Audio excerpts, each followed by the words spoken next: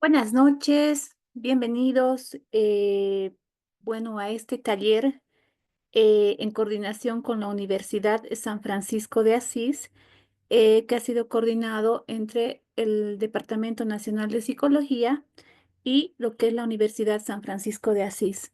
Es de vital importancia tener este tipo de eventos con el fin de ir actualizándonos como profesionales, ¿verdad? Si bien tenemos las estrategias, mecanismos, somos profesionales en lo que hacemos, es necesario siempre ir viendo las nuevas tendencias, propuestas, teorías que nos puedan ayudar para poder ejercer de manera óptima nuestra profesión. Voy a pedir por favor que prendan las cámaras para que vayamos sacando fotografías para nuestros descargos y el informe que tenemos que hacer y elevar un informe a la superioridad. Muchas gracias, licenciado Guaita desde Oruro, muy amable. Usted siempre va a disculpar van a disculpar que les moleste en la nochecita, pero ese ha sido el tiempo que tiene nuestro experto expositor, René Javier Calderón, quien muy gentilmente nos está apoyando esta noche con justamente la temática planteada. En ese marco, René, muy buenas noches, bienvenido. Te comento que estás con psicólogos de la Policía Boliviana. A nivel nacional somos aproximadamente 15, 2, 3 están de vacaciones, pero se les ha pedido que estén presentes. Somos poquitos en la policía, sin embargo, tenemos un trabajo arduo, ¿no? En los 9 departamentos. Es amplio el trabajo en la policía, pero a la vez es muy interesante ya que trabajamos con el policía, con la sociedad, a través de los diferentes brazos operativos, por ejemplo, la FELCC, la FELCB y la Dirección Nacional de Salud, quien trabaja directamente con lo que son los policías como tal. Y es bueno siempre recalcar las coordinaciones que vamos realizando con la Universidad San Francisco de Asís. En este caso, René, tú eres uno de los docentes eh, que pertenece al plantel docente de la universidad justamente y que nos va a apoyar en este momento. Entonces, bienvenido, René.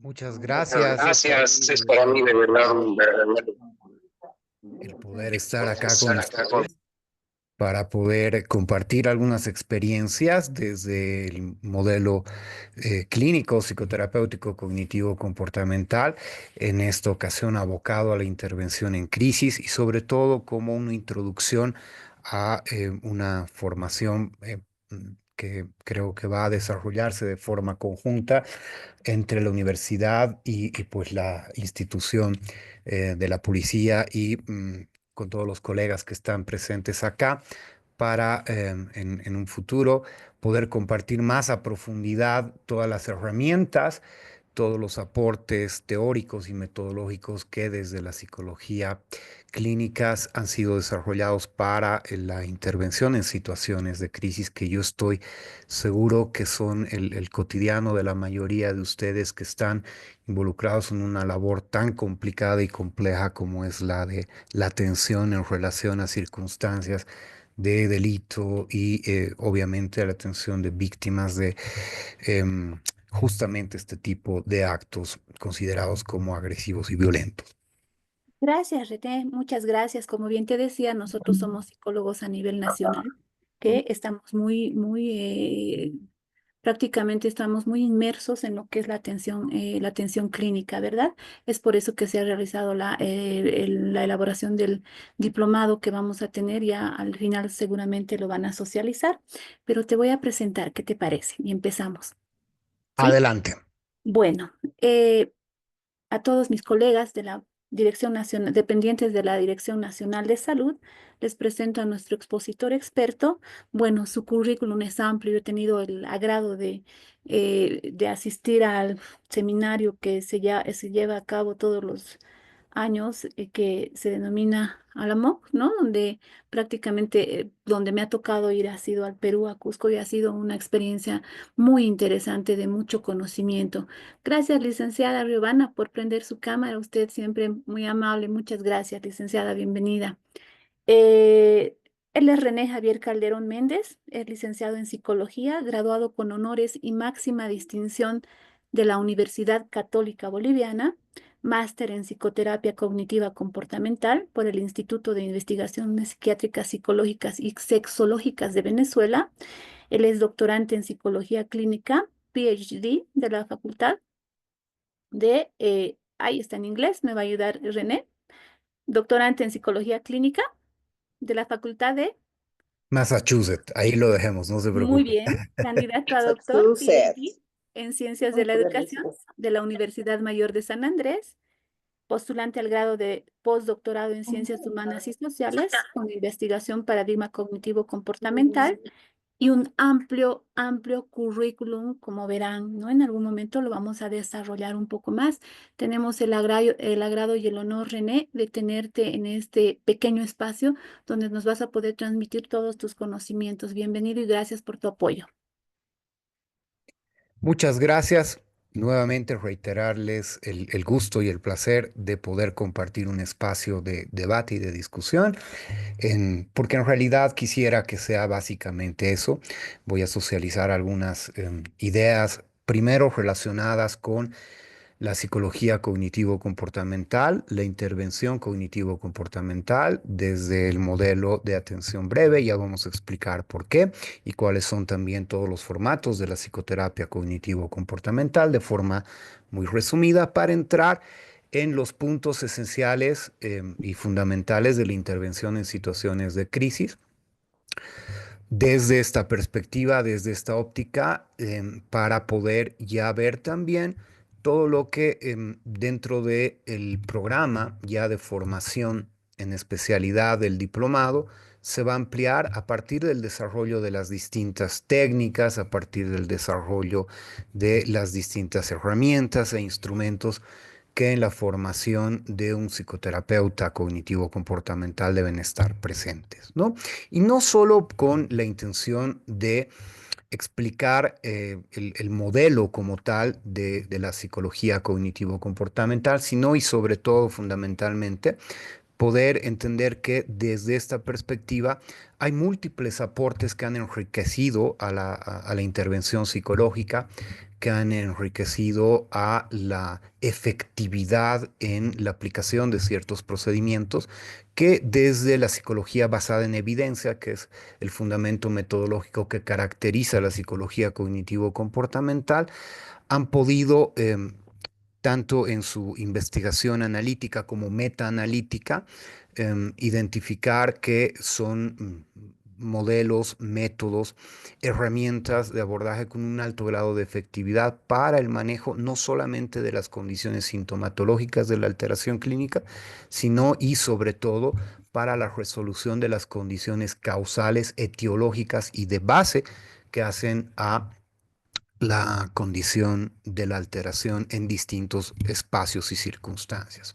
Sabemos, y esto es importante tomarlo en cuenta también, como profesionales en el ámbito clínico, que contamos, si bien con muchas herramientas que nos dan la posibilidad de hacer una intervención pertinente en muchos espacios de la condición psicopatológica y a la vez también de la alteración y del malestar, pues lastimosamente no contamos con todas las herramientas suficientes aún como una ciencia que podemos considerarla básicamente como joven, ¿sí? Una ciencia joven, es que mm, no todas las herramientas son útiles para todas las condiciones de alteración y no todas las condiciones de alteración cuentan desde la ciencia con las herramientas para que podamos intervenir de forma pertinente. O sea, lastimosamente todavía hay aún muchas condiciones que desde la psicología todavía no pueden ser atendidas, ¿no? Pero hay un gran número de circunstancias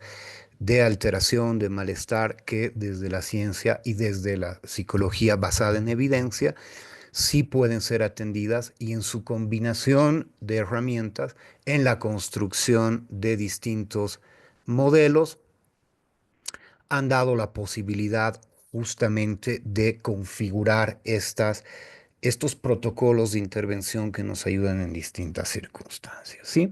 Entonces voy sobre ese marco introductorio, explicándoles qué es lo que se va a desarrollar, a dar inicio a mi presentación. Voy a compartir con ustedes pantalla. Denme un momentito, por favor.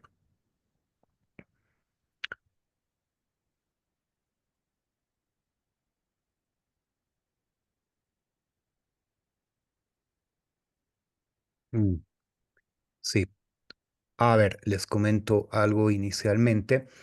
Tenido una pequeña dificultad tecnológica con mi presentación, pero he podido rescatar, creo, la mayor parte de los elementos de la misma. O sea, en realidad, más que el contenido, en ese sentido no nos preocupemos, el contenido está intacto, pero ha sido más un tema de la forma, ¿no? En la desconfiguración del paso de una máquina a otra.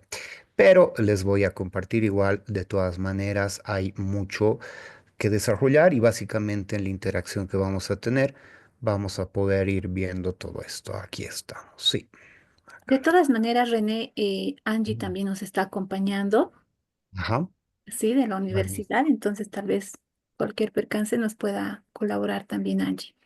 Sí, sí, no, como les explicaba, seguro Angie está presente y me alegra Sí, mucho sí.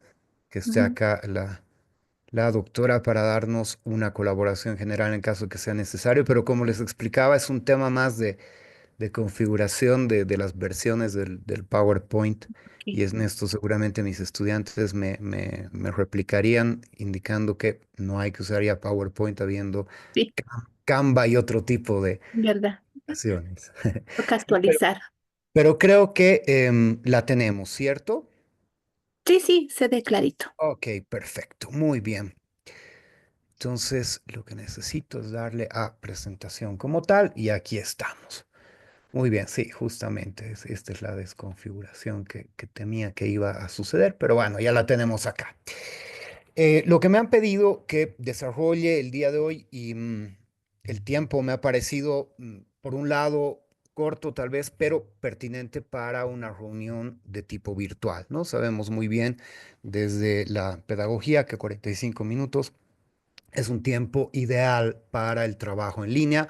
Más allá de este tiempo, pues resulta un poco difícil seguir el hilo por más entretenido o interesante que sea el tema que se desarrolla.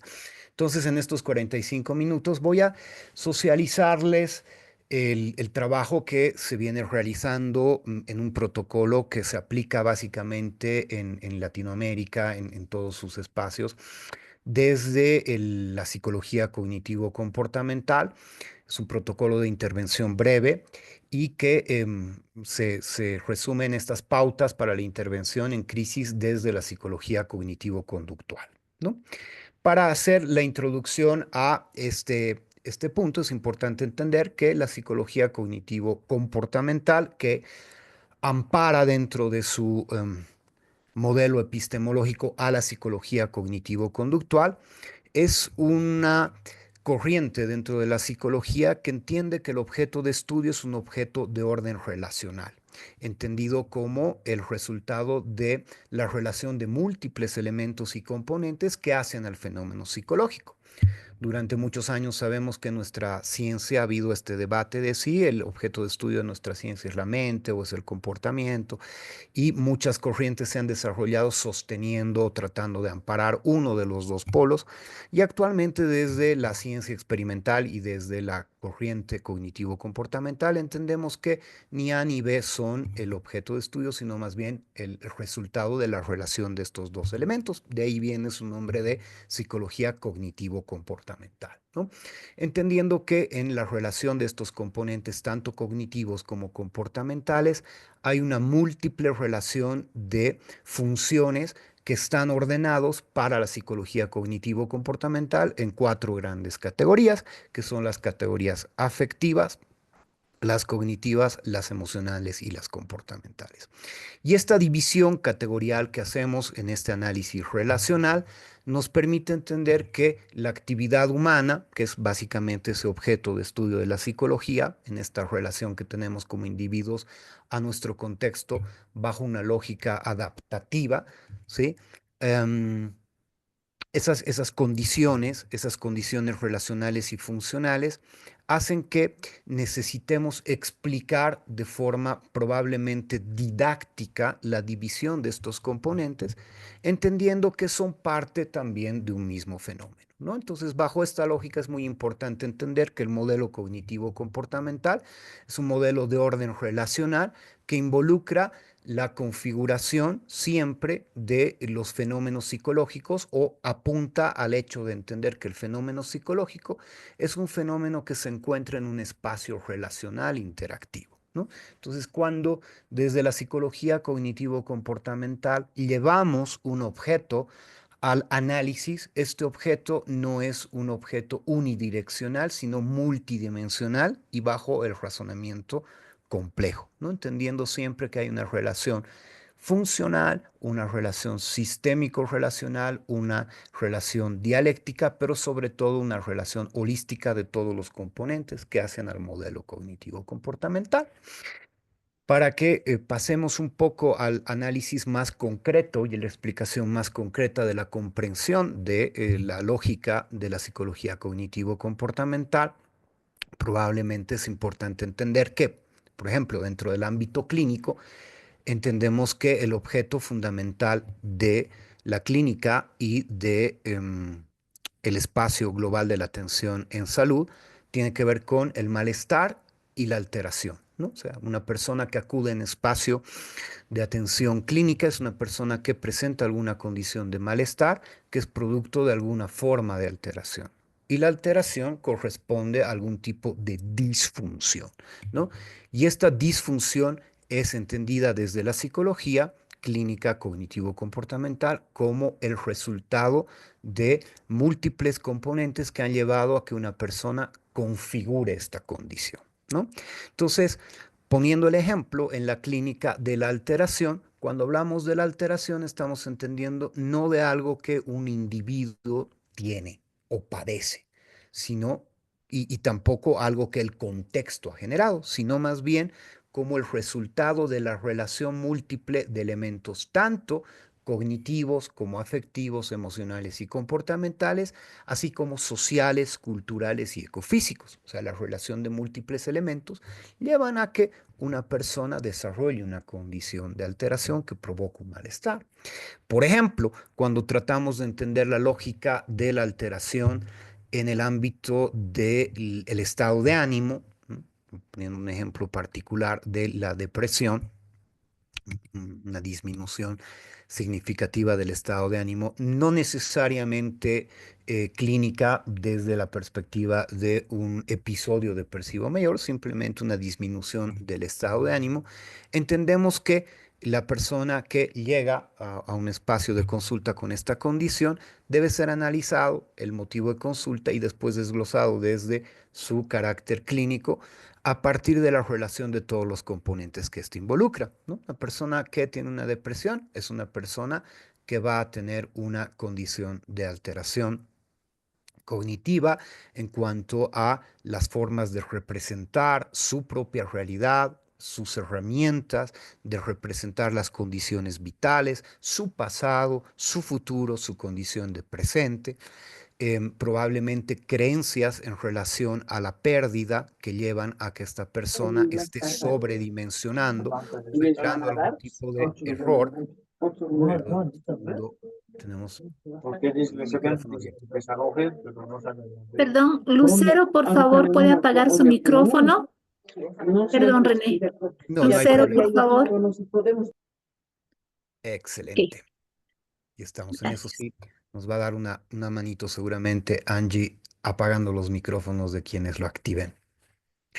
Entonces, em, como les decía, el momento en el que analizamos un fenómeno de alteración como el de la depresión, pues entendemos que hay múltiples factores que no son considerados como causales, sino parte de la disfunción. Hablábamos de alteraciones a nivel, por ejemplo, cognitivo, alteraciones en relación a lo comportamental, inhibición en el comportamiento interactivo social, déficit seguramente en la conducta social, comportamientos de evitación y escape al afrontamiento de circunstancias vitales, y así como esto, podemos ir encontrando en cada área elementos que retroalimentan y hacen que la condición de alteración se genere. Igual, dentro de los componentes del contexto, seguramente vamos a encontrar en una condición de depresión, probablemente eh, creencias familiares o sistemas de creencias familiares de tipo depresógena relacionadas con errores de interpretación como la visión catastrófica, esquemas de autocondena y una serie de elementos que conjugados también seguramente con roles, principios y funciones de orden familiar, de orden educativo, de orden social, hacen que todo este conjunto conlleve a una condición de alteración. En ese sentido, es muy importante entender que las categorías y la relacionalidad, la posibilidad de establecer una dimensión um, de explicación amplia, compleja, pero a la vez también tratando de hacerla siempre lo más simple posible, es la mejor manera de llegar a la explicación de las distintas condiciones de los fenómenos psicológicos. En el ámbito clínico en particular, los relacionados con la alteración y los relacionados con el malestar.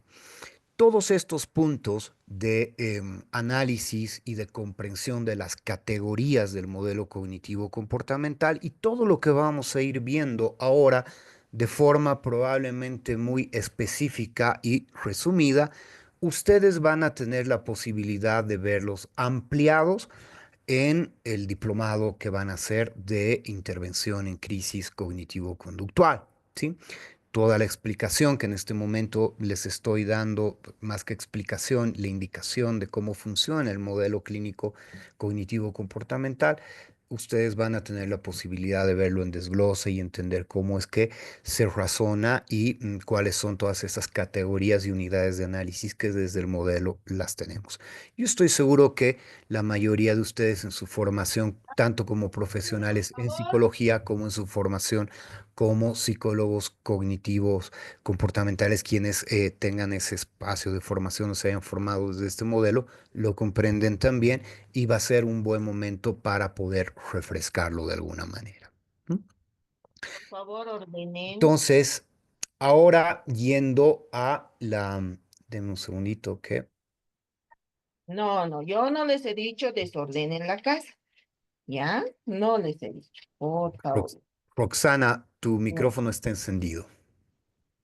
René, disculpa, tú puedes anular los micrófonos. Ya, ok, sí, sí, voy allí. Lo que pasa es que tengo que salir.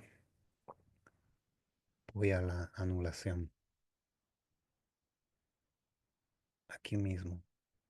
Ya estoy. Sí, ahora sí. Correcto, desde acá. Muy bien, continuamos. Ahora que hemos comprendido la dimensión global de la aplicabilidad del modelo cognitivo comportamental, o por lo menos nos hemos aproximado a la comprensión de ello, entendemos que desde esa lógica y en el modelo cognitivo comportamental existen múltiples aportes y distintas corrientes. No existe una sola psicología y psicoterapia, sobre todo ya hablando de lo clínico cognitivo comportamental. Existen tres grandes momentos y tres grandes generaciones del desarrollo de la psicología cognitivo comportamental. Primer momento en el desarrollo de todas las técnicas y las metodologías de orden conductual puras, desde el análisis conductual aplicado, que han sido las pioneras en el desarrollo de la modificación de la conducta y que lógicamente se han visto limitadas por el hecho de que tomaban solamente el fenómeno conductual como el relacionado con el objeto de estudio dentro de la psicología. Solamente un segundo momento donde surgen ya todas las corrientes que involucran el fenómeno cognitivo, incluido relacionado con el fenómeno conductual, y ahí tenemos todas las teorías constructivistas, narrativas, cognitivo-conductuales, la línea de Beck, la línea de Ellis, la línea de Meichenbaum, la línea de Mahoney, la línea de Wolpe, la línea de Lazarus, o sea, es decir, hay un sinfín de aportes de técnicas y combinación de técnicas que han hecho a los modelos de intervención para el abordaje de las distintas alteraciones en este segundo momento.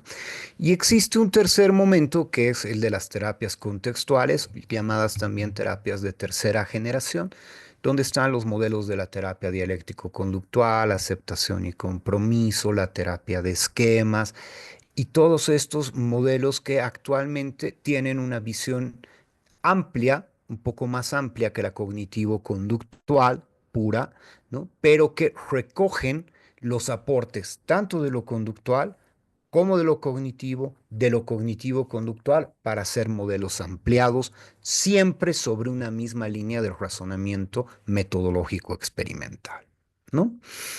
Entonces, sobre la base de esos aportes es que se han ido desarrollando, como les decía, distintos modelos de aplicación. Y uno de esos modelos de aplicación tiene que ver con la intervención psicológica cognitivo-conductual en situaciones de crisis. Y aquí vamos a introducir un primer criterio de esta intervención psicológica en crisis, que es el del concepto global con el que trabajamos dentro de este modelo, y que dice que la intervención en crisis es un enfoque breve, ¿sí? Directivo y focalizado, diseñado para ayudar a una persona a recuperar el equilibrio emocional y funcional tras un evento disruptivo, ¿no? Hay varios puntos acá que los vamos a ir desglosando y analizando.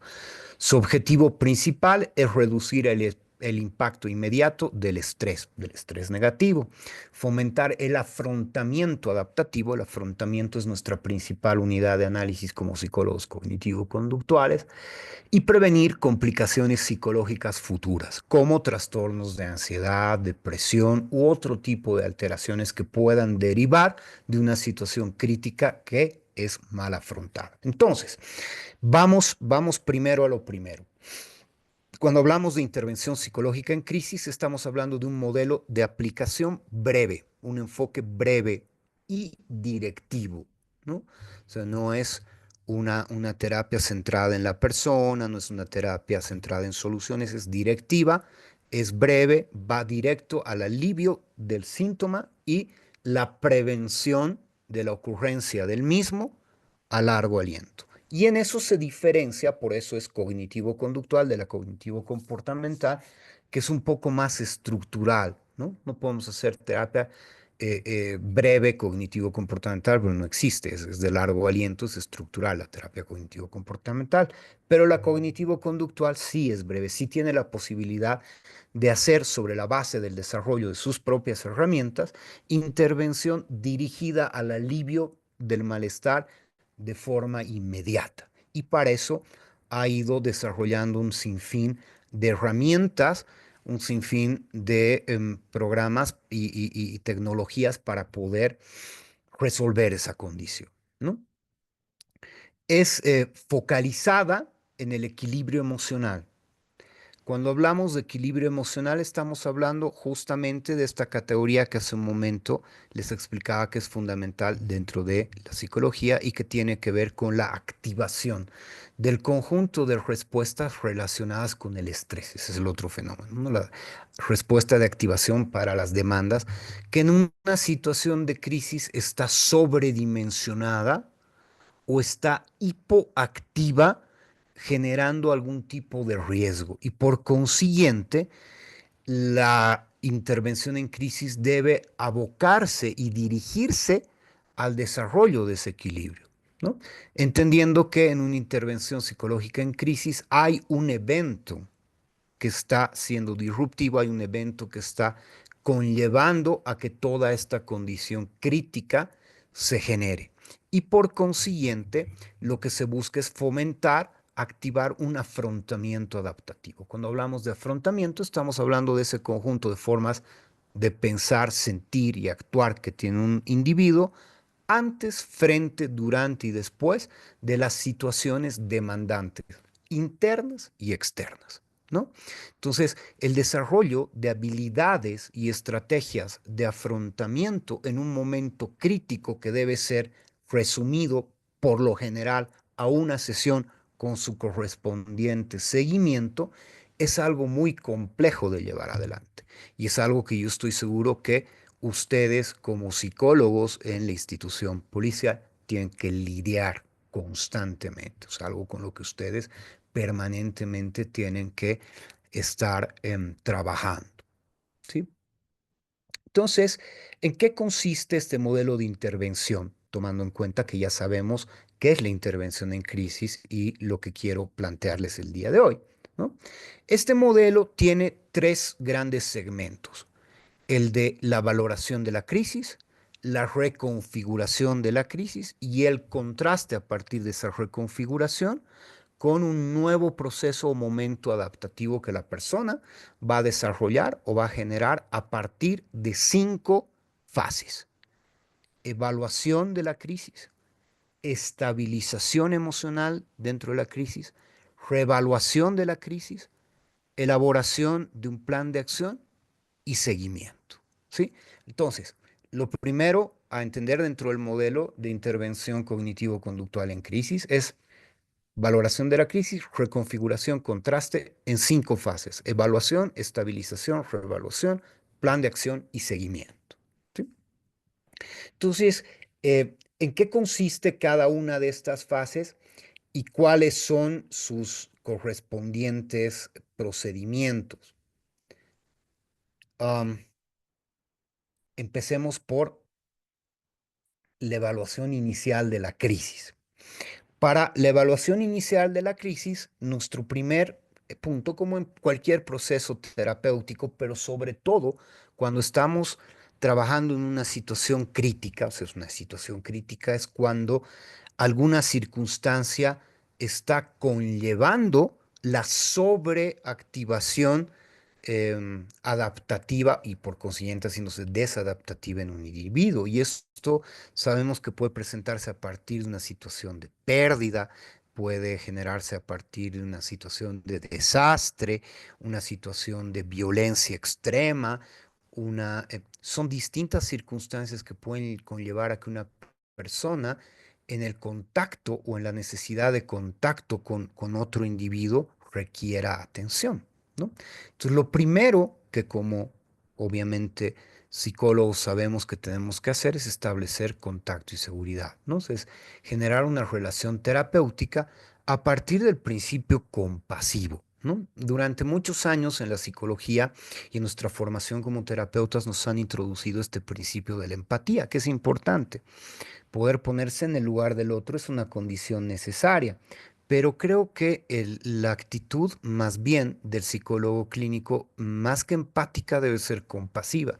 Y este es un principio que creo que sí es importante tomar en cuenta y poner de manifiesto, ¿no? Y es que la empatía, si bien involucra esta posibilidad de estar en el lugar del otro, la compasión implica el entender que el otro sufre sin necesariamente ponerse en el lugar de ese otro, sino más bien asumir que tú tienes un rol frente a ese sufrimiento, ¿no? Entonces la compasión involucra el comprender el malestar, el dolor de ese otro que está acudiendo a tu espacio con la posibilidad de que tú tengas algo que hacer frente a ese dolor. Esa es la condición compasiva. Probablemente la visión empática, y seguramente quienes tienen formación humanista existencial estarán un poco en desacuerdo conmigo y les estará generando algo roncha esto que digo, pero creo que sí es importante entender que el rol del profesional en salud, más que empático, es compasivo, pero nosotros no solamente sentimos o nos identificamos, comprendemos el dolor ajeno, sino que intervenimos sobre él. Entonces, la posibilidad de saber que tenemos algo que hacer para poder solucionar esa condición de malestar hace que nuestra visión cambie. Entonces, esa generación de la relación terapéutica en este establecimiento de contacto es primordial. Ese es un primer punto. Un segundo punto dentro de la generación de la relación terapéutica es el rol, ¿sí?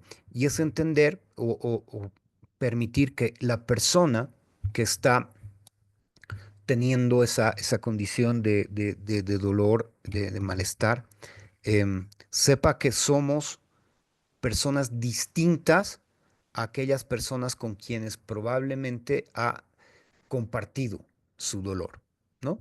Y no es porque seamos ni mejores ni peores, simplemente somos distintos en rol y en nuestra posibilidad de acercamiento a ese dolor y ese malestar, ¿no? Entonces, el esta generación de la relación a partir del contacto en el sentido de decir, soy un profesional en el ámbito de la salud, no de forma explícita, sino hacerle entender que la forma en la que él va a abordar su problemática al compartirla con nosotros va a ser muy distinta a la forma de compartir su problemática con otras personas, ya va a llevar a otro tipo de relación que se hace distinta a la relación que normalmente suelen tener las personas que están en un espacio clínico em, en general, ¿no? Entonces, este establecimiento de la relación terapéutica. Por otro lado, el establecer la validación, que es un elemento importante de las emociones de la persona que está teniendo esta condición crítica, ¿no? O sea, la validación de las emociones es fundamental, además de esta generación de la condición compasiva, ¿no? El que la persona sepa que para nosotros ese dolor que es 10 sobre 10 nosotros lo entendemos como tal, ¿no? Porque en muchos casos lo que normalmente sucede es, ah, ¿por qué te haces un problema en algo tan simple, ¿no? O ya va a pasar, o trata de ignorar cuando em, la emoción, el sentimiento que esa persona en situación crítica tiene es intenso, ¿no? Entonces, el validar la emoción y el poder mostrar que nosotros reconocemos y sabemos que por más de que para otras personas pueda parecer incluso hasta absurdo, desde la lógica del trabajo que nosotros vamos a realizar, es todo lo contrario. Nosotros vamos a tratar de entender cuál es la lógica que hace que para esa persona esa condición se esté reflejando como algo intenso o grave. Un segundo punto importante dentro del establecimiento del contacto y seguridad es el garantizar la seguridad física y emocional, ¿no?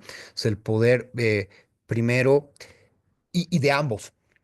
En una situación de crisis, normalmente tenemos a personas que pueden tener comportamientos que racionalmente no serían desarrollados, que pueden ser muy paradójicos y una persona en situación de crisis puede hacerse daño o hacerte daño o hacer daño a terceros.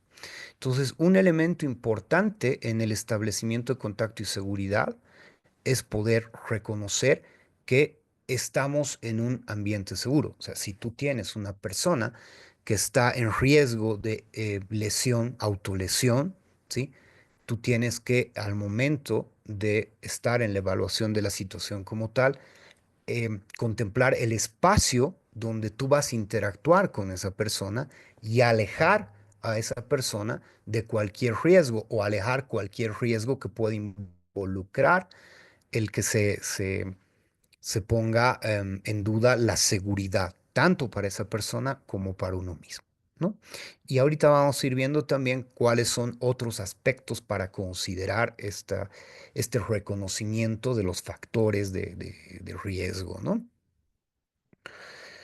Lo segundo dentro de esta evaluación de la situación es evaluar la naturaleza de la crisis, ¿no? Aquí es donde como psicólogos tenemos que hacer uso de todas nuestras herramientas de evaluación, no de diagnóstico necesariamente, eso probablemente para más adelante, o aquí lo vamos a ver en un momento, pero sí de evaluación, tener la posibilidad rápidamente a partir de ciertas preguntas, no solamente a la persona que está en la situación de crisis, sino probablemente si tenemos la opción de valorar algunos datos del contexto, poder recabarlos lo antes posible y de la manera más sistemática posible, ¿no? Y es identificar primero el evento desencadenante, ¿no? O sea, ¿qué ocurrió cuando ocurrió? Vamos a poner el ejemplo y lo pongamos para el resto del desarrollo de esta capacitación o de esta socialización del modelo, ¿no? Una persona que de pronto acude a un espacio de atención en línea, que es donde normalmente tenemos estas demandas que son muy intensas. ¿Y por qué acudo o por qué les pongo de ejemplo algo que es en línea cuando probablemente ustedes me digan, la mayoría de nosotros trabajamos en vivo frente a frente, ¿no? Lo que pasa es que en este espacio de atención, por ejemplo, en línea, las personas recurren con normalmente demandas bien extremas, ¿no? Cosas que probablemente en situación de crisis en un espacio personal no lo vamos a ver. Entonces tenemos esta persona que llama en una crisis depresiva, pero em, con sintomatología mixta, es decir, con una condición ansiógena bastante elevada, y que te dice, llamo porque no sé a quién más recurrir y considero que mi vida ya no tiene sentido, ¿no?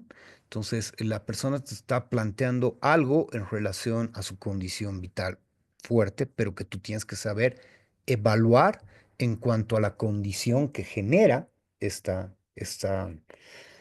eh, representación negativa, ¿no? O sea, la persona te dice, mi vida ya no tiene sentido. Entonces, ¿ha ocurrido algo en particular que esté haciendo que usted sienta que su vida ya no tiene, o piensa que su vida ya no tiene sentido?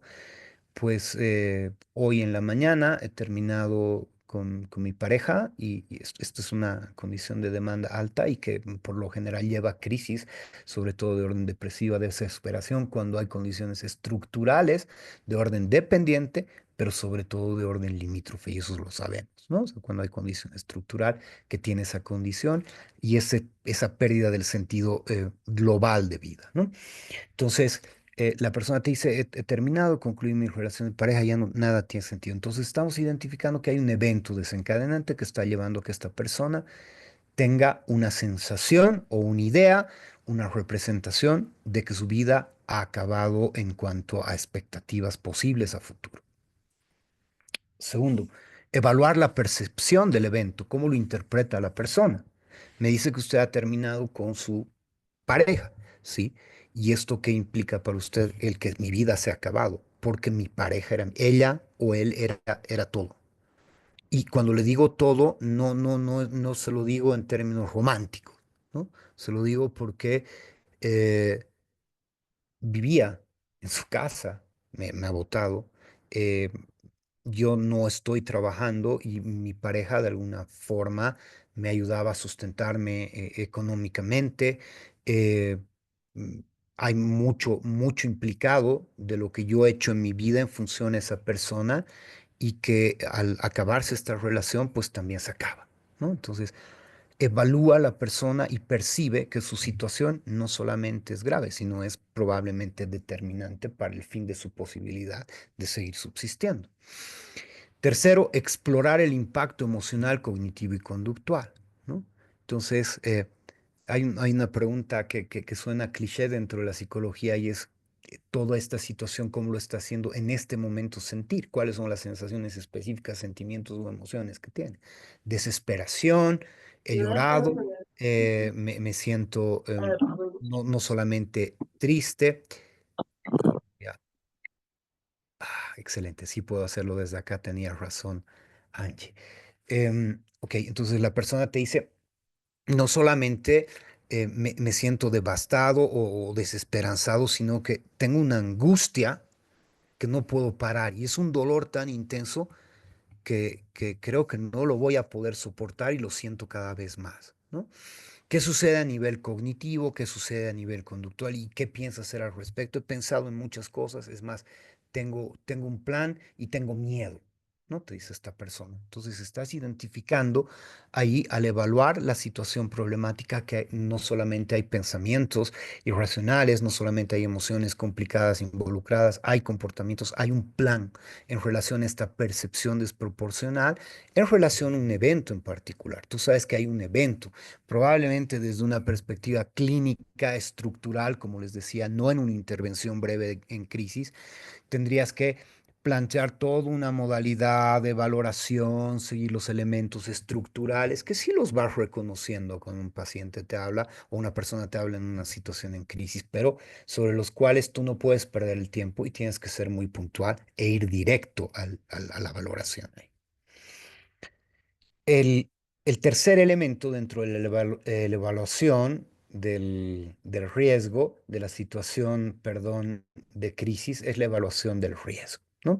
Y aquí, ¿qué tenemos que identificar? Esta persona nos ha dicho, em, creo que tengo un plan, ¿no? Y este plan está en relación a qué, ¿no?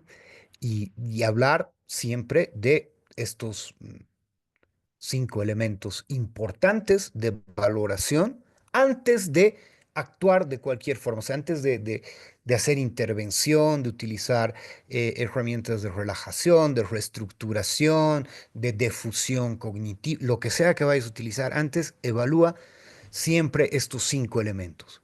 Riesgo de suicidio, de autolesión, riesgo para terceros, disociación grave o si es que estamos frente a una persona que tiene signos de descompensación patológica grave, algo que muchos manuales psicológicos lo encontramos como descompensación psiquiátrica, que yo no estoy en lo más mínimo de acuerdo en que las patologías profundas se las considere como psiquiátricas, no, son psicopatologías que son de abordaje de todas las ciencias de la salud en el ámbito mental, ¿no? Y del comportamiento. Entonces, identificar signos de descompensación patológica grave. Primero, suicidio. Si es que hay idea de muerte, ideación suicida o si hay un plan estructurado. Esto lo sabemos, ¿no? Son las 3 formas de valoración. Frente a cualquiera de las 3, nuestra intervención debe ser inmediata y tenemos que tener siempre listo un plan de seguridad, ¿no? Si hay un riesgo de muerte y la persona te dice sí, incluso he pensado en hacer algo al respecto, ¿no? Es un tema que en una situación de debate y de discusión lo teníamos hace poco en un programa de formación en clínica, cuando uno de los participantes nos comentaba que había tenido que atender el caso de esta persona que llama y dice, estoy llamando porque em, quiero dejar constancia y sé que aquí ustedes graban las llamadas de que em, soy yo el único responsable de que mi vida se está yendo. Claro, lógico. Si llamas una línea de atención en emergencia para avisar esto es porque también tienes probablemente la intención de que alguien acuda en auxilio, ¿no? Entonces, esta persona había cerrado todas las ventanas del cuarto donde vivía y había encendido el gas, ¿no? O sea, lo dejó abierto y la persona estaba mientras hablaba intoxicándose, ¿no? Entonces ahí tú tienes una ejecución de un plan mientras atiendes. Esa es una situación de crisis.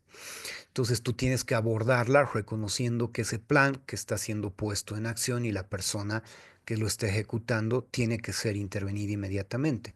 No tienes un número a veces de referencia a quien llamar, no sabes dónde la persona vive, muy a pesar de que en este caso sí había esta buena opción de dar siempre la ubicación previa, ¿no? Del lugar de donde se realiza la llamada, ¿no? Entonces se puso inmediatamente a través de la línea en plan de contingencia inmediata con la policía justamente para ver si podían acudir rápidamente. Sabemos que en algunos casos sí es posible y en otros no.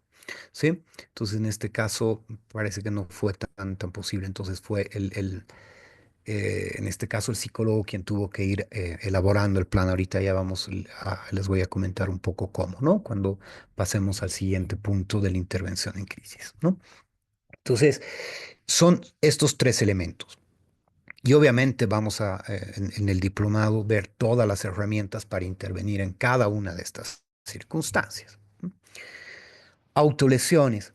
Si la persona te indica o te dice que se está haciendo daño en algún momento. Déjeme ver, creo que hay aquí en el chat alguna pregunta. No, Es el formulario, René, no te preocupes. perfecto, muchas gracias. Entonces, em, el segundo es las autolesiones, ¿no? Ver que la persona a quien estamos atendiendo, si se ha hecho daño, no lo siga haciendo, ¿no? Pero sí identificar el tipo de daño para justamente en función a esta acción o a este comportamiento intervenir. Riesgo para terceros. Nos ha tocado en muchas ocasiones en el ámbito clínico atender a alguien que te comenta un plan de acción en contra de alguien, ¿no?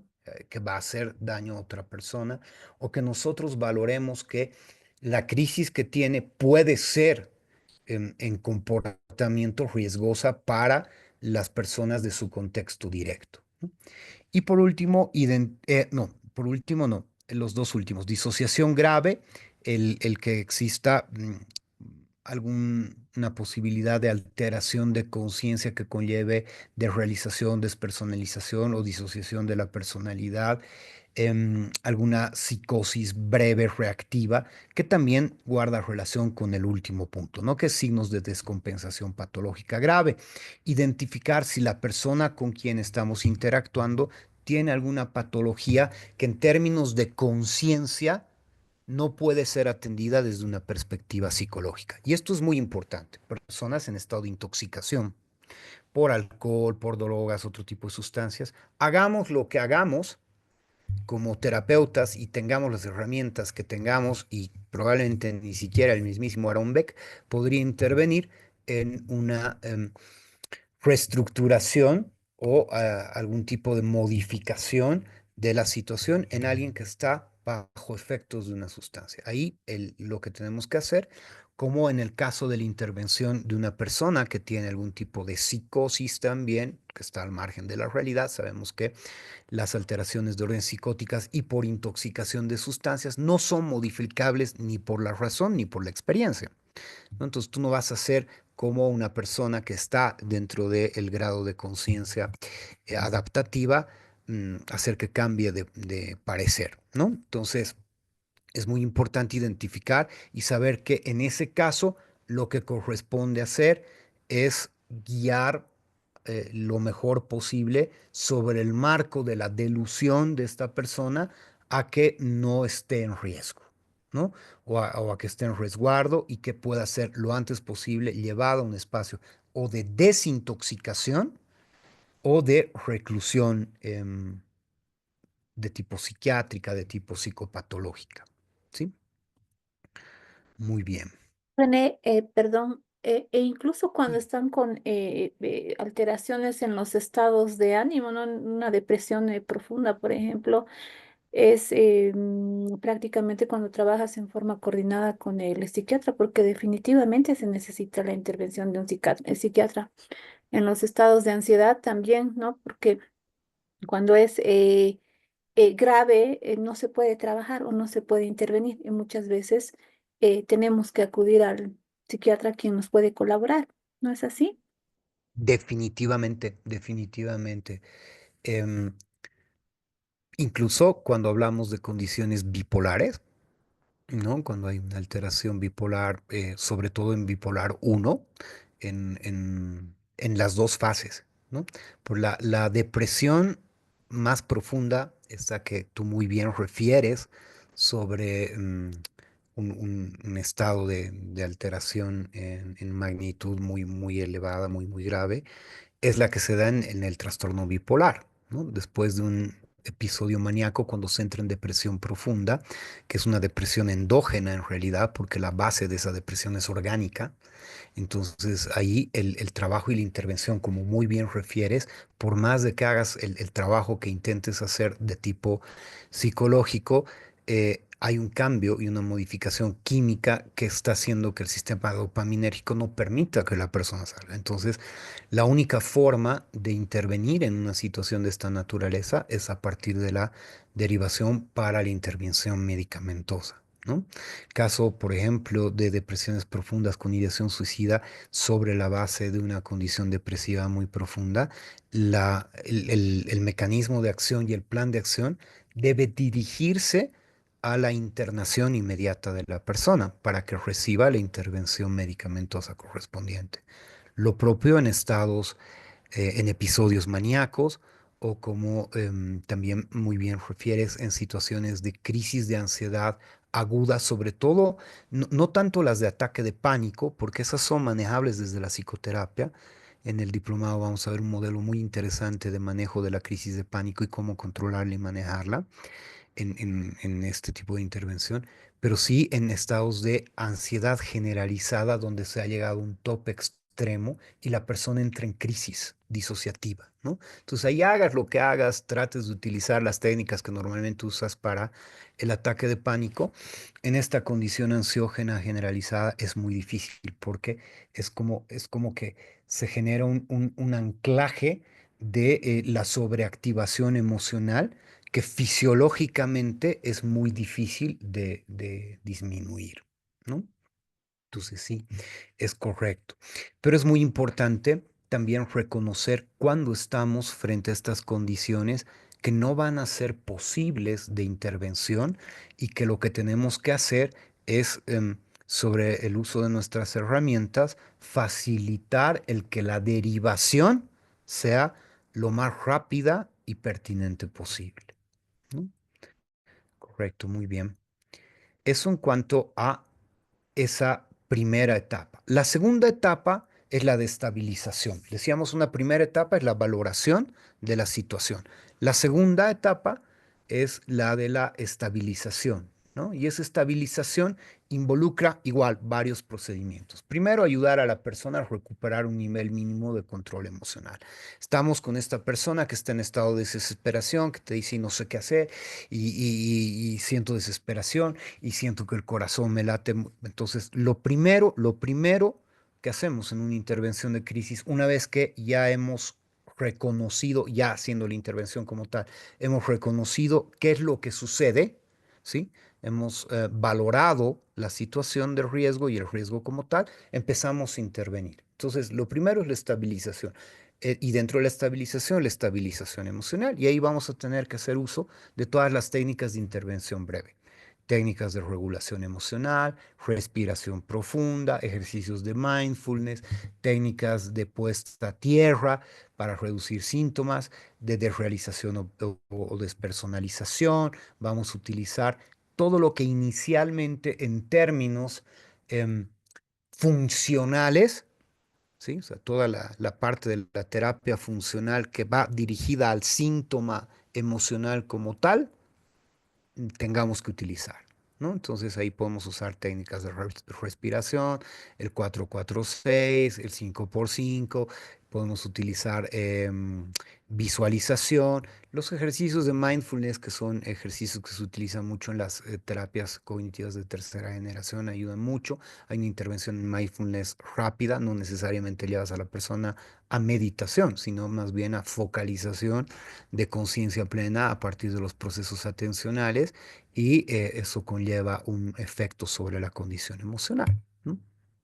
Y otras técnicas que nos van a ayudar a que la persona, primero, se regule emocionalmente. Segundo, proveer contención emocional, ¿no? Esto es muy importante, como decía hace un momento al inicio, el dar esta contención para que la persona pueda reafirmar su capacidad y superar la situación. O sea, es decir, en una situación en crisis, esta contención involucra la psicoeducación en el sentido en el que la persona comprenda que su situación emocional es fuerte, es dura, es terrible, lo que él quiera, ¿no? Pero es superable. O sea, es algo que psicológicamente, psicoterapéuticamente, con el apoyo y un trabajo conjunto 50-50, se puede sobrellevar. Ojo, la crisis psicológica, no la situación que la genera. ¿sí? Pero en muchos casos hay situaciones que son irreversibles, ¿no? Entonces tú no vas a solucionar lo que ha generado la crisis, pero sí la crisis como el efecto, entendiendo que no son las situaciones las que provocan el malestar, sino la interpretación de las mismas, ¿no? Y la forma en la que las afrontamos. El tercer punto importante dentro de este proceso es la reevaluación y es el encuadre. Una vez que has entendido el problema, has estabilizado emocionalmente a la persona, viene la reevaluación y aquí es donde las herramientas fundamentalmente de solución de problemas y las técnicas de reestructuración y de fusión cognitiva ayudan muchísimo, ¿no? Y este encuadre, como la parte inicial de la reevaluación, involucra la definición del problema. Aquí haces mucho uso de las técnicas que se usan dentro del modelo de solución de problemas, ¿no? Entender que una cosa es el motivo percibido por el paciente y otra cosa es el problema real, o sea, es decir, la interpretación concreta y objetiva. Para eso se utiliza dentro del encuadre la operacionalización del problema y la reestructuración del mismo, ¿no? Eh, Mi vida no tiene sentido porque mi pareja no está. Dígame algo que usted ya no puede hacer, mm, que sea vital y que a partir de esta disolución, pues ha dejado de estar presente. O sea, algo que usted ya no puede hacer porque su pareja no está en su vida. No tengo dónde ir, no tengo dónde vivir, te dice la persona, ¿no? Entonces, ahí tú puedes utilizar desde la reestructuración alternativas de usted, además de su pareja, entonces me imagino que no conoce a ninguna otra persona más. No conozco a algunas otras personas. Y de estas otras personas que usted conoce en particular, me imagino que ninguna va contemplando su situación, darle la posibilidad de un tiempo recibirlo. No, es que yo no quiero molestar a nadie. No, solamente hablemos de la posibilidad de que esto realmente suceda. Sí sería posible. Posible, tal vez sí, pero yo no pienso molestar a nadie y no lo voy a hacer, ¿no? Pero ¿es posible o no es posible? Bueno, tal vez sí sea posible. Entonces, usted me decía que no es posible que puede estar en ningún lugar si es que no es con su pareja. Bueno, sí es posible, pero sería muy molesto. Posible sí es, probablemente sea molesto. Y mientras usted está en ese espacio, no hay la posibilidad de que tenga a futuro la opción de buscar otro espacio. Ah, bueno, probablemente sí, bueno, lo que sea, ¿no? Tal vez no es tan sencillo, tienes que utilizar el razonamiento socrático muchas veces, pero es esta reconfiguración de la idea de que no necesito de esa otra persona. Es doloroso, va a ser muy complicado lidiar con esto, pero no voy a tener un futuro fatal por la opción de que esta persona no esté presente en mi vida. Entonces, esa reconfiguración y la consiguiente exploración de alternativas a partir de formulación de posibles soluciones y elección de acciones en prospectiva promueven la idea de que esta persona pase de mi vida ya no tiene sentido a esta ruptura me genera mucho dolor. Probablemente muchas cosas en mi vida tengan que cambiar, pero mi vida continúa. La veo muy difícil o la estaba viendo muy difícil o imposible, pero estableciendo algunas alternativas veo que hay tal vez algunas salidas, ¿no? Entonces esta revaluación, este reencuadre o esta exploración de alternativas va a involucrar esta intervención importante, ¿sí? Estoy tratando de operativizar lo mejor posible el tiempo. Y por último, no, no es por último, tenemos el penúltimo, implementar un plan de acción. Una vez que ya has reconfigurado con la persona, ya has terminado de hacer este trabajo de revalorización de la situación problemática sobre la condición que generaba la crisis, estableces con la persona un plan, ¿no? Y este plan involucra metas con indicadores de logro bien objetivos, metas poniendo plazos inmediatos, a corto y a mediano plazo, ¿no? O sea, poniendo estos objetivos y estableciendo estas metas que sean dirigidas a, primero, de forma inmediata, hacer que la persona tenga esta persona que te dice, bueno, ¿y ahora qué hago? ¿No? Entonces, lo primero que haces, y aquí mismo, ¿no? O sea, mientras estamos en esta sesión de trabajo, te pones en contacto con esta persona, con esta otra persona, para que te den espacio, para que te den albergue, para que puedas conseguir los recursos, para que puedas recoger tus cosas, para que puedas establecer una denuncia en caso que sea necesario, y lo haces ahí inmediatamente. A corto plazo pones tareas sobre todo lo que has ido trabajando y las herramientas que le has dado inicialmente y proponiendo aquellas que vas a trabajar luego, ¿no? Y a mediano plazo, que la persona salga con una idea de que pronto, ¿sí? O sea, a un tiempo mediano, ¿sí? Va a tener un cambio en su situación de malestar. ¿M? Priorizando obviamente siempre la seguridad, ¿no? Teniendo la posibilidad de prevenir riesgos que han sido detectados, ¿no? Si tenemos una persona, obviamente que está en ideación suicida, como decíamos, y una depresión profunda, no cortas la sesión y no la despachas, la mandas a un espacio de atención inmediata de salud, ¿no? Incluso hasta desde una perspectiva del ejercicio prudente y correcto de nuestra profesión, sabemos que ese es el protocolo básico, ¿no? Y si lo vulneramos, es una mala praxis. Am, Dentro de esto es dividir también la acción en pasos pequeños y manejables, ¿no?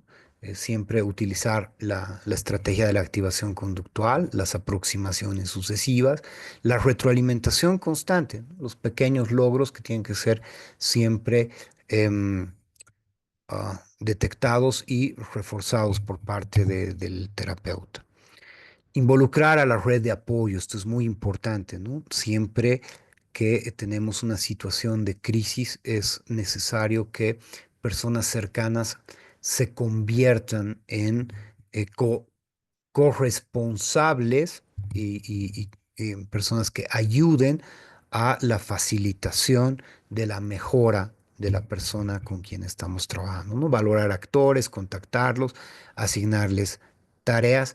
Y el último elemento dentro del plan de acción que es muy importante es el proveer herramientas, ¿no? Y las herramientas desde la terapia cognitivo-comportamental son los entrenamientos, o sea, entrenar en solución de problemas, entrenar en relajación progresiva, entrenar en reestructuración cognitiva, entrenar en, o sea, la mayoría de técnicas, ustedes van a ver dentro del modelo cognitivo-conductual, se denominan entrenamientos, ¿no?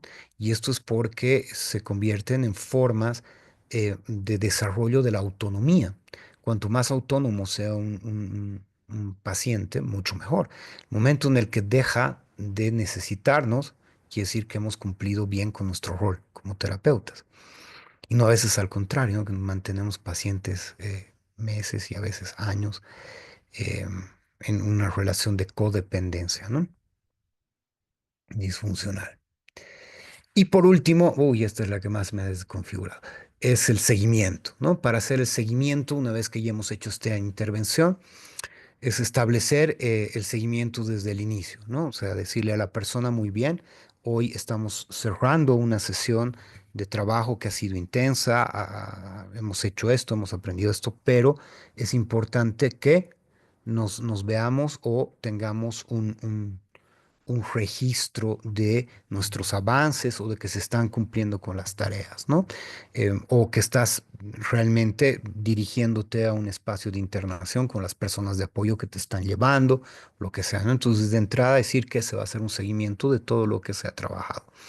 Revisar permanentemente el estado emocional y conductual de la persona a través de información del mismo paciente o a través del informe de terceros, ir reforzando los avances, las pequeñas aproximaciones sobre estos objetivos y estos indicadores de logro que hemos establecido. Si es necesario ajustar el plan de acción, todo lo que hemos programado para que la persona siga después de la atención en crisis pueda cambiarse. Siempre fomentar la autonomía, lo que les decía hace un momento, y lógicamente derivar en caso de que sea necesario, ¿no? Lo que hablábamos hace un momento sobre el aporte que nos hacía la licenciada Marial en cuanto a situaciones en las que como terapeutas o como psicólogos nosotros no podemos hacer mucho, ¿no? Entonces, hacer la derivación correspondiente al espacio transdisciplinario que corresponda, o si es necesario, porque sabes que no vas a tener la posibilidad de tener un contacto posterior con esta persona,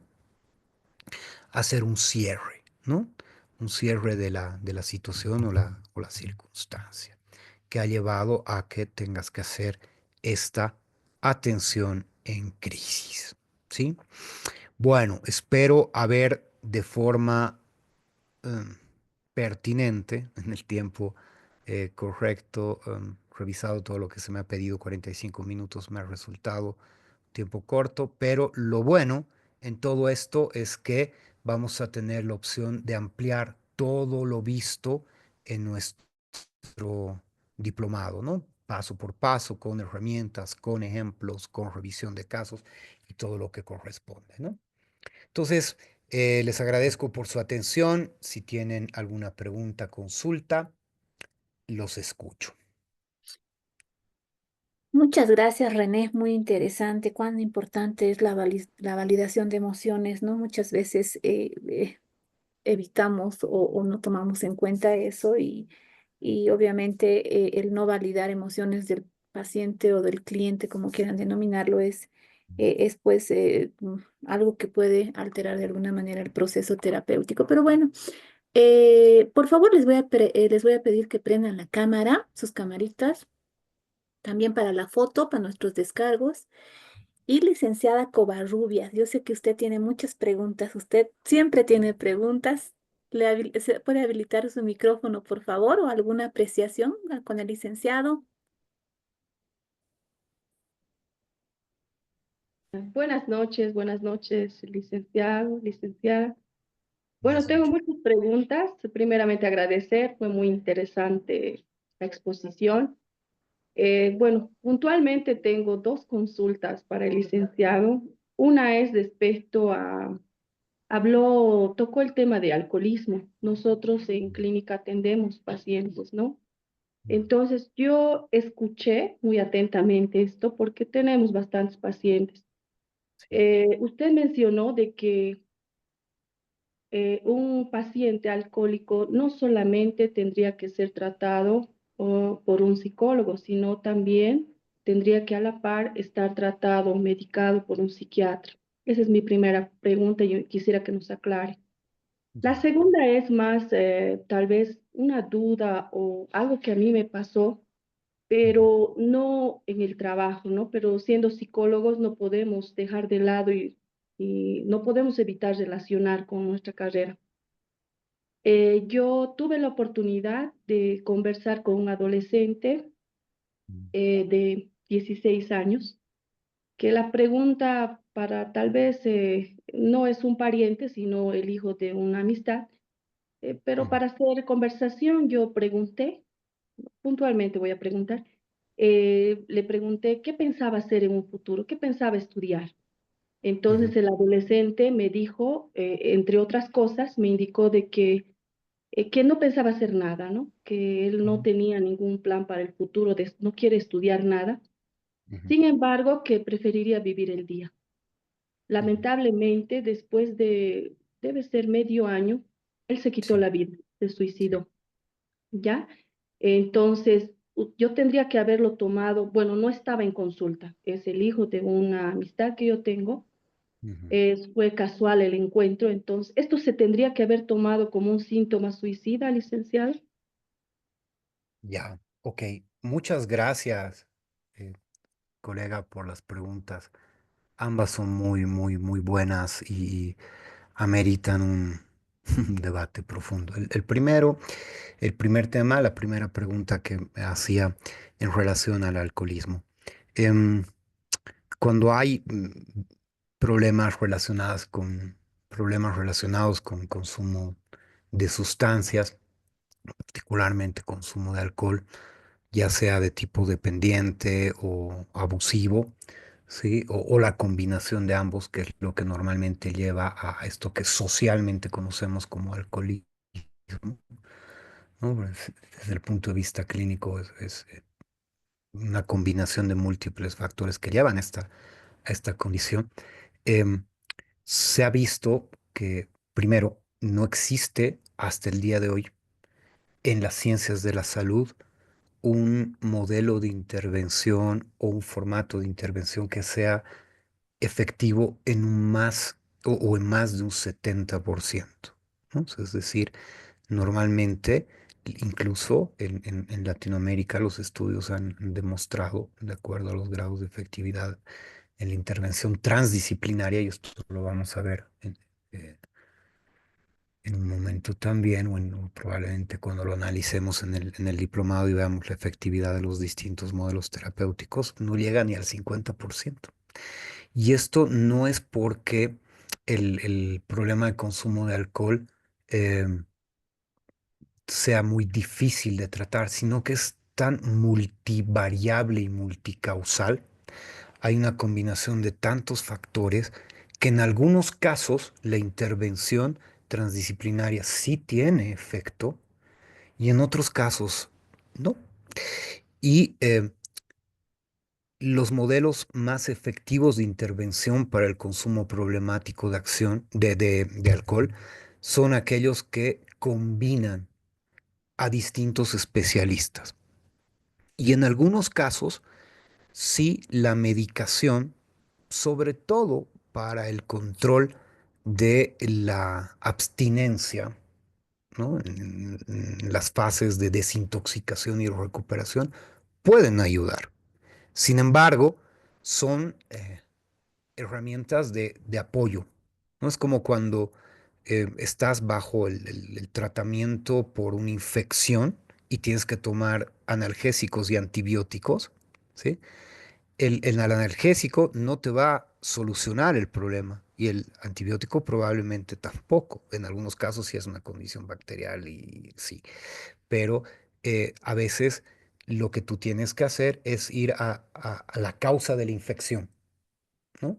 Entonces, si tú tienes una persona que tiene un problema, una condición problemática de consumo, mm, puede ayudar la medicación y por eso es que el trabajo es transdisciplinario. Sin embargo, son la combinación con otro tipo de herramientas como la psicoterapia, la comunidad terapéutica, el, la desvinculación social al grupo específico de riesgo a partir de, por ejemplo, en muchos modelos terapéuticos se vincula muchísimo al trabajador social, que tiene la posibilidad de hacer una ayuda en la incorporación a espacios de reubicación social de la persona con la condición problemática que han sido retroalimentantes, ¿no? Entonces, el trabajo transdisciplinario es fundamental. Eh, no en todos los casos, pero en muchos casos sí es de apoyo, ¿no? Entonces, ah, la medicación, en este caso en particular, ayuda, pero no es el tratamiento central. A diferencia, por ejemplo, de una psicosis o una esquizofrenia, donde sí, el tratamiento central es medicamentoso, ¿no? Y más bien la psicoterapia es de apoyo. En el caso del consumo problemático de sustancias, fundamentalmente alcohol, el tratamiento central es psicoterapéutico.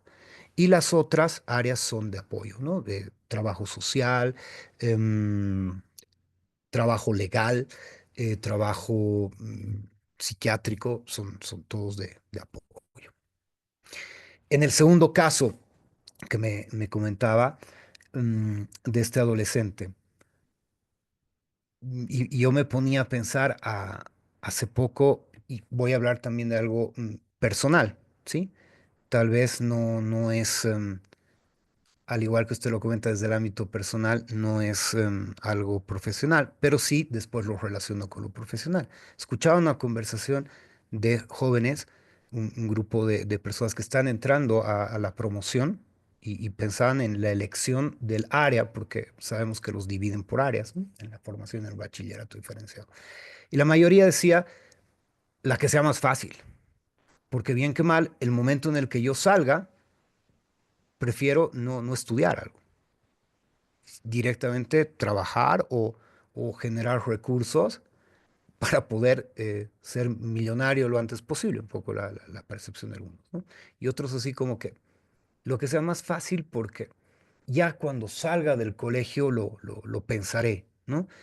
Eh, entonces, ¿a qué voy con esto? Yo sé que es muy diferente al ejemplo que usted plantea, pero si tomamos la simple verbalización de mi futuro no tiene un panorama claro como un signo de mm, riesgo probable de algo muy grave, entonces tendríamos que a muchos adolescentes actualmente llevarlos a un espacio de valoración porque estarían en riesgo. Siempre es muy importante el que podamos relacionar los síntomas unos con otros e identificar si es que realmente hay factores de riesgo. Así como que usted me decía, no, yo vivo el momento. Ok, vivir el momento pronto puede incluso pasar por una visión filosófico espiritual de la persona existencialista, ¿no? O sea, sí, yo vivo el momento y así soy feliz. Es el presente y nada más, ¿no? A diferencia de no tengo planes a futuro porque no creo que mi futuro sea bueno. No creo que haya nada para mí bueno. Eh, no quiero hacer planes porque cuando hago planes las cosas normalmente no me salen. No, todo lo que hago está mal. Ahí estamos frente a alguien que tiene una representación negativa no solo de sí mismo, sino también del futuro. Entonces, tal vez el indagar un poco más podría involucrar que entremos en un diálogo que implique un riesgo. Y ahí, en el espacio fuera de nuestro trabajo, y eso es algo que a veces como psicólogos nos cuesta, ¿no? Es entender que estamos fuera del trabajo y lo máximo que podemos hacer es decir, creo que esta persona necesita orientación, lleva a esta persona orientación, pero de ahí a nosotros hacer una valoración y peor aún, Giovanna, sentirte responsable por ello desde ninguna perspectiva, porque tu vida personal es tu vida personal. Ahora, si en el espacio clínico alguna persona consulta sobre esto, y es diferente, y ahí utilizaremos todas nuestras herramientas para poder justamente valorar esta condición de riesgo. Sí. Muchas gracias. Gracias por la respuesta muy completa. Licenciada Guzmán, ¿alguna duda tal vez? ¿Alguna apreciación? Ahora que tiene un poquito más de tiempo.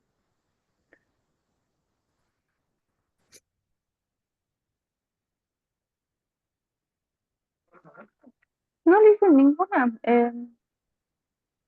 simplemente de que, bueno, buenas noches al licenciado Calderón.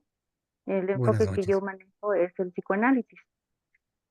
Entonces, desde ese punto de vista, sí, cualquier palabra, ¿no?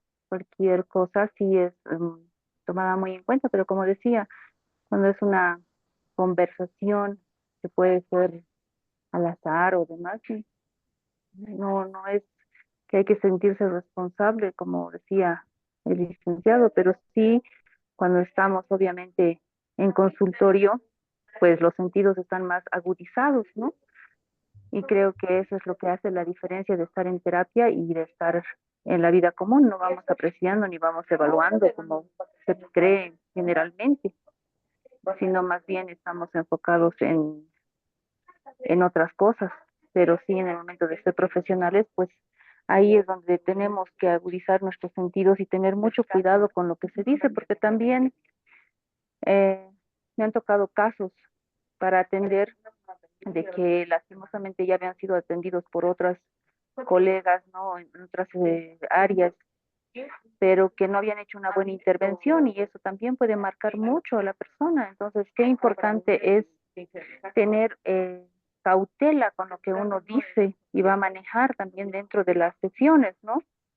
Es muy delicado cada palabra que se puede utilizar o juicio que pueden emitir, porque muchas veces me han llegado pacientes que han sido juzgados de esa manera por terapeutas, ¿no? Por colegas, y claro, nosotros quedamos mal en general como gremio, ¿no? Porque crea desconfianza, crea inseguridad, ¿no? Personas que habían salido, por ejemplo, o comentarios que salen del consultorio y que son cosas que se tienen que manejar mucho, yo creo, ¿no? El tema de la ética que es muy importante. Me ha tocado pacientes que han sido acosados por sus terapeutas, entonces creo que hay de todo. Y cuando una persona acude al consultorio con un problema, pues imagínense si nosotros les creamos un nuevo problema. Entonces, creo que para eso hay que tener mm, mucho cuidado y bueno, desde la perspectiva psicoanalítica, imagino que es igual desde la cognitiva, siempre nos formamos como que primero hay que ser analizado antes de ser el analizante, ¿no? Y es algo que por lo menos manejamos mucho dentro de mi corriente, de que permanentemente tenemos que estar con eso para poder ser un buen terapeuta o un buen analista. Y muchísimas gracias al licenciado, una excelente exposición y bueno, como dijo, pues más adelante estaríamos ampliando en el diploma y ahí nos estaremos encontrando nuevamente. Hasta luego. Buenas noches, licenciado. Muchas gracias, colega. Qué importante la reflexión sobre el sentido ético del ejercicio profesional, que creo que es fundamental.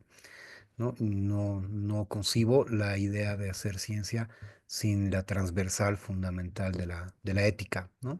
Y sobre todo cuando trabajamos en el ámbito de la salud, o sea, en realidad en cualquier profesión, pero cuando nos toca em, abordar temas tan delicados como la salud, el bienestar, la valía de las personas, pues en definitiva nuestra coherencia en el sentido lógico de lo que hacemos sobre la base del principio de no dañar, fundamentalmente, de la pertinencia, de la efectividad y la eficacia en lo que hacemos es fundamental, ¿no? Entonces creo que sí, sí es muy importante y qué bueno que se tenga siempre como un principio fundamental dentro de la psicología y dentro de la psicoterapia, ¿sí? Muchas gracias por el Gracias. aporte, licenciada. Gracias, licenciada Guzmán. Licenciada Caballero, ya para terminar, ¿alguna apreciación, algún aporte tal vez? Roxana Caballero de Oruro. Sí, buenas noches, licenciada. Buenas noches, licenciado Buenas Calderón. noches. Buenas noches. Las palabras que nos vierte a raíz de repente conocer un poco más sobre este tema, sobre la intervención en crisis, es muy favorable para nosotros, ¿no? Y así poniéndome a pensar, ¿no? Con todo lo que está pasando aquí en nuestro país en relación a las inundaciones y demás, realmente hay gente que requiere de este servicio, pero de una atención, si se podría decir, eficiente para la persona, ¿no?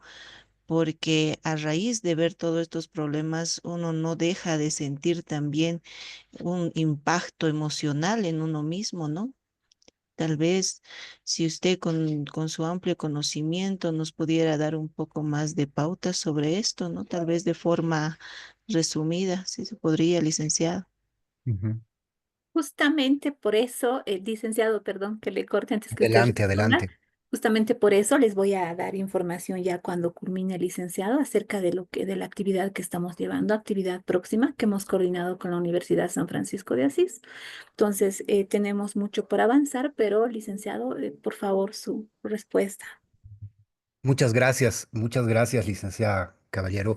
Eh, es fundamental, o sea, de hecho, el modelo de intervención en crisis surge a partir de la necesidad de la atención en situaciones de desastre. O sea, los primeros protocolos y los primeros modelos de intervención en crisis han sido diseñados y han sido estructurados a partir de situaciones o circunstancias de desastre natural, ¿no? Los primeros modelos de intervención que a veces nos genera un poco de disonancia esto de que siempre tengan algunos modelos que haber sido generados en Norteamérica, pero es nomás pues así, ¿no? Algunos modelos vienen de allá y han sido aplicados en situaciones de terremoto, de maremoto, y otros también muy bien aplicados desde la psicología experimental a partir de desastres naturales en Asia, sobre todo en Japón, ¿no? Que es un espacio donde se han ido desarrollando múltiples circunstancias que atender en situaciones muy complicadas, desde las de posguerra y desastres muy complicados a partir, por ejemplo, de la bomba atómica y demás, ¿no? Entonces, uno dirá, bueno, hablar ahorita de tsunamis, bomba atómica y demás, y cuando estamos tratando de aterrizar un poco la idea de cómo se aplica en una situación que hemos tenido hace poco tiempo, por ejemplo, en la ciudad de La Paz, en la zona de Llojeta, donde ha habido una mazamorra que ha arrasado con 60 casas y personas que lo han perdido básicamente todo, ¿no? Todo en cuanto a lo material. ¿Sí? Y eso es bien importante entender, porque los medios de comunicación, por ejemplo, te lo dicen, lo han perdido todo y estas personas están desesperanzadas, ya no tienen nada. Esas son representaciones irracionales, ¿no? Por ejemplo, han perdido mucho en lo material, efectivamente, inversiones, pero han preservado lo más importante, ¿no? Y ese es el principio importante y fundamental para el desarrollo de una intervención. Entonces, en situaciones como esta, un modelo de aplicabilidad de atención, este protocolo de atención en crisis, es muy útil, es fundamental y sería de muy buena aplicación para cualquier brigada que en formación pertinente, como muy bien lo decía usted, licenciada Caballero, el que tengan verdadera formación en atención en crisis de la posibilidad de atender este tipo de situaciones, porque a veces con nuestro conocimiento en psicología general, que ni siquiera nos da la formación clínica específica, no nos da la opción de intervenir en una situación como esta. Y a veces queremos hacer intervención haciendo simplemente reestructuración o valorando o haciendo que la persona se sienta bien, trabajando, no sé, pues herramientas resilientes que sí son importantes de pronto, pero que sabemos que desde la intervención en crisis tienen que ser muy precisas, muy pertinentes, muy al momento, muy breves y generar inmediatamente soluciones a la condición del malestar, ¿no? En ese sentido, probablemente quienes trabajamos sobre la base de la terapia estructural nos cuesta un poco entender que existe un modelo que interviene el síntoma, ¿no? Cuando nosotros nos gusta atender la causa. Probablemente la licenciada Guzmán sienta exactamente lo mismo, ¿no? Trabajando desde un modelo psicoanalítico que apunta no al alivio del síntoma, sino más bien a la condición causal. Pasa lo mismo desde la psicoterapia cognitivo-comportamental, ¿no? Entonces, para situaciones de desastre, fundamentalmente el modelo de intervención en crisis es el que se trabaja. Hemos, justo con la universidad, también hecho varias capacitaciones a brigadas y hemos formado brigadas de atención en crisis, brigadas psicológicas, para que puedan hacer esta intervención pertinente en distintas circunstancias, obviamente a profesionales, ¿no? Personas que ya se han licenciado, no personas que están todavía en estudio, ¿no? Porque esto no es correcto. Muchas gracias, licenciado. Gracias, licenciada. Bueno, gracias, licenciada, por su intervención. Muchas gracias. ¿Alguien más? El licenciado Aleph, ya vamos terminando prácticamente. Hace rato he visto prendida su cámara. Licenciado Calderón, muchísimas gracias por habernos apoyado el día de hoy. Prácticamente vamos a trabajar, creo, 4 o 5 meses con el diplomado. Se tiene la intención de que los 17 psicólogos que estamos a nivel nacional se animen a participar del taller, del diplomado que hemos coordinado entre la Dirección Nacional de Salud y Bienestar Social y lo que es la Universidad San Francisco de Asís, específicamente hablando con el doctor Jorge Landaeta, ¿no? El diplomado prácticamente se llama, les voy a decir en este momento, para no equivocarme, se llama Diplomado en Intervención en Crisis, Estrategias Cognitivo-Conductuales para la Atención Psicológica, ¿no? ¿Y cuál es el objetivo de este diplomado? Es capacitar a a los profesionales de la psicología del área clínica en el uso de estrategias de evaluación e intervención basadas en el enfoque cognitivo-conductual para que puedan abordar de manera efectiva las situaciones de crisis, promoviendo así una atención psicológica de calidad y mejoramiento del bienestar emocional.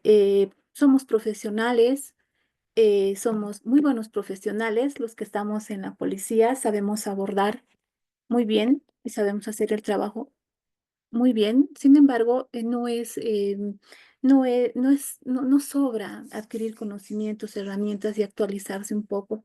Esperamos que se animen, sea coordinado con la USFA y el costo prácticamente baja mucho. Generalmente un diplomado está en 4.800, 4.500 y gracias a esta coordinación se ha logrado establecer un monto mínimo más que todo para los papeleos con el Ministerio de Educación y demás, porque obviamente está avalado por el Ministerio de Educación a básico mínimo, ¿no? De 1.500 bolivianos. Parece que yo estuviera vendiendo este diplomado, pero prácticamente es la propuesta de la Universidad San Francisco de Asís. Espero que lo tomen en cuenta los colegas, los profesionales que estamos en la policía y puedan tomar este diplomado. En este diplomado está justamente el docente de hoy día, René Calderón, quien va a estar brindándonos sus conocimientos a través de los diferentes módulos, y la licenciada Elizabeth Peralta, si no me equivoco, que también tiene este enfoque.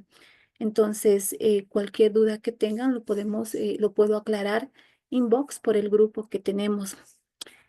¿Alguien más? ¿Alguna pregunta? Voy a pedir sus cámaras, por favor, antes de despedirnos del licenciado Javier René Calderón. Muchísimas gracias por el apoyo de hoy. Seguramente lo vamos a estar molestando de aquí para adelante, en específico en la gestión 2025. Y si es que tiene tiempito, le vamos a pedir, por favor, que nos colabore. Con todo gusto, ha sido para mí un verdadero placer compartir este modelo con todos los colegas. Agradecerle por la invitación y sobre todo felicitarla por el trabajo que realiza y felicitar a todos los colegas por el trabajo que realizan. Yo sé que es un trabajo muy complicado, muy complejo, pero cuando hay vocación, compromiso y sobre todo aptitud, yo sé que se realiza siempre con la mayor dedicación, ¿no? Entonces, en ese sentido, también como parte de la población nacional, agradecido con el trabajo que ustedes realizan. Muchas gracias, licenciado. Gracias a mis colegas por haber estado presentes. Sé que están cansaditos, al igual que usted, licenciado. Todos tenemos mucho que hacer, pero hacía falta este espacio de aprendizaje, de enseñanza, de debate, de compartir conocimientos y demás, ¿no? Entonces, gracias, licenciada Covarrubias, Guzmán, Caballero, licenciada Toro, por estar presentes, Pinto, Aleph, Noelia, Portugal, Mariana Nogales y todos los que han estado aquí presentes. Muchas gracias. Licenciado Calderón, una vez más, muchas gracias. Lo vamos a estar viendo en el diplomado para las personas que vamos a tomar el curso, el diplomado. Muchas gracias. Buenas noches.